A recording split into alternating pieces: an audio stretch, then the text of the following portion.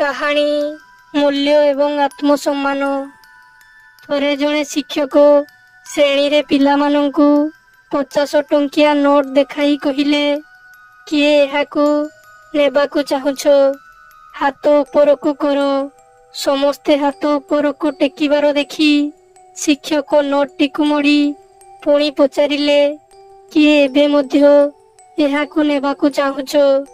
ପୁଣି ସମସ୍ତେ ହାତ ଉପରକୁ କରିବାର ଦେଖି ଶିକ୍ଷକ ନୋଟ୍ଟିକୁ ତଳେ ରଖି ତା ଉପରେ ଧୂଳି ଦେଇ ସଫା ନୋଟ୍ଟିକୁ ମଇଳା କରି ପଚାରିଲେ, ଏବେ କୁହ, କିଏ ଏହାକୁ ଏବେ ବି ନେବାକୁ ଚାହୁଁଛ? ପୁଣି ସମସ୍ତେ ହାତ ଉପରକୁ କରିଲେ।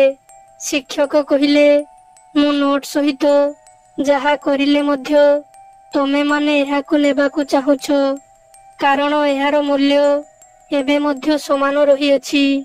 ସେମିତି ଜୀବନରେ ପରିସ୍ଥିତି ଯେତେ କଠିନ ହେଉନା କାହିଁକି, ଆମେ କେବେ ବି ଆମର ଆତ୍ମବିଶ୍ୱାସ ହରାଇବା ଉଚିତ ନୁହେଁ।